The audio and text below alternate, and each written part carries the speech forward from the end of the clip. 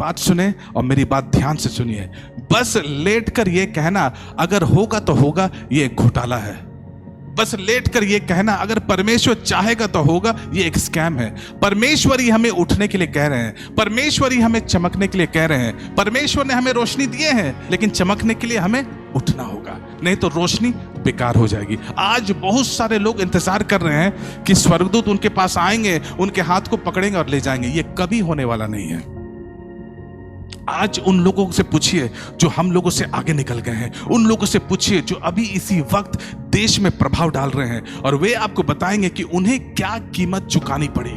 क्योंकि अगर ये सस्ता होता तो सभी लोग चमक रहे होते हैं। आज दुनिया में केवल 2 या 3 लोग चमक रहे हैं। इसका मतलब है कि ये सस्ता नहीं है। लोगों को चमकने के लिए और उठने के लिए कुछ करना पड़ा।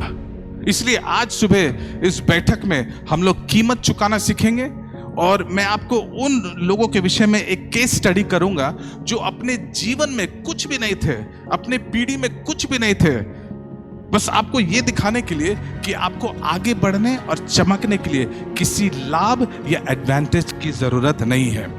मैं उन लोगों को उपयोग करूंगा जो गुलाम थे, मैं उन लोगों का उपयोग करूंगा जो चरवाहा थे, जिन्हें नजरअंदाज कर दिया गया और जंगल के पीछे अकेला छोड़ दिया गया। बस आपको यह बताने के लिए कि चमकने के लिए और ऊपर उठने के लिए आपको कोई गवर्नर का बेटा होने की जरूरत नहीं है। चमकने के लिए आपको किसी सेनेटर या एमएलए का बेटा होने की जरूरत नहीं है। आपको बस ये जानना है कि ऊपर उठने का मतलब क्या है और ऊपर उठने की जिम्मेदारी लेनी है।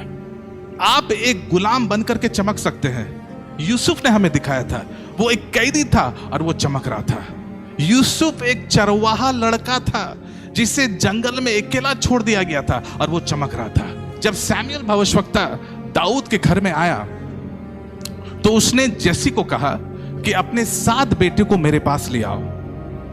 और क्या आप कल्पना कर सकते हैं कि परमेश्वर ने सैमुएल भविष्यवक्ता को एक राजा का अभिषेक करने के लिए जैसी के घर में भेजा, लेकिन दाऊद के पिता दाऊद को भूल गया। क्या इससे आपको अंदाजा नहीं मिलता कि दाऊद किस गुणवत्ता या क्वालिटी का जीवन को जी रहा था? उदाहरण के लिए, अगर कोई आपके घर में आता है, ध्यान से सुनिए, अगर कोई आपके घर में आता है और आपसे कहता है कि मैं आपके बच्चों के लिए लाभ लेकर के आया हूं, तो आप हमको बताइए, क्या आप अपने किसी भी बच्चों को भूल जाइएगा?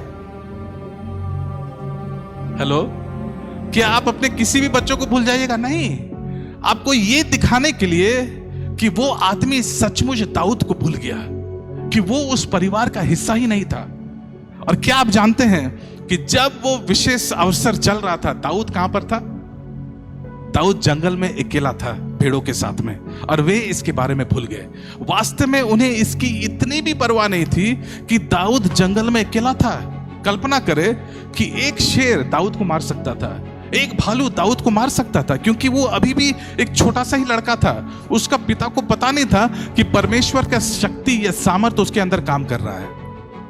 और क्या आप जानते हैं कि जब दाऊद साउल राजा के पास गया गोलायत से लड़ने के लिए, अगर दाऊद साउल राजा को यह नहीं बताया होता कि किस रीति से या किस तरह से उन्होंने कई बार अपने भेड़ों को शेरों के मुंह से बचाया, और खुद दाऊद भी शेरों के मुंह से कई बार बचा, अगर ये चीज वो अगर साउल राजा को नहीं बताया होता तो आज तक हमें कुछ भी मालूम नहीं होता। और 7 बेटा सैमुएल भविष्यवक्ता के सामने से गुजरा और परमेश्वर ने किसी को भी नहीं चुना। अभी भी दाऊद के पिता को दाऊद याद ही नहीं था कि दाऊद करके कोई है। और अंत में जैसी ने कहा, ठीक है, अगर परमेश्वर ने किसी को भी नहीं चुना तो मेरा एक और लड़का है। सोचिए कि दाऊद के पिता दाऊद का नाम भी याद नहीं था। आपको पता है क्यों? क्योंकि वो दाऊद को अपना बेटा नहीं मानता था। ये सैमुएल भविष्यवक्ता था जिसने पूछा, क्या आपका कोई और बेटा नहीं है? और उन्होंने कहा, हाँ, मेरा एक और बेटा है, जंगल में कहीं पड़ा हुआ है। मुझे नहीं पता कि परमेश्वर एक साधारण सा लड़का को इस्तेमाल कर सकता है या नहीं। आज मुझे सुनने वाले हर व्यक्ति, हो सकता है कि आपके पीढ़ी ने आप पर हार मान ली है, लेकिन आप ही वो चुना हुआ व्यक्ति होंगे। क्या आप एक ऐसे पिता की कल्पना कर सकते हैं जिसने 7 बेटे को पेश किया और एक को भूल गया? भले ही परमेश्वर ने उन सभी को अस्वीकार कर दिया, फिर भी उन्हें याद नहीं था कि एक और बच्चा था, जब तक कि सैमुएल भविष्यवक्ता ने नहीं पूछा, क्या आपका कोई और बेटा नहीं है?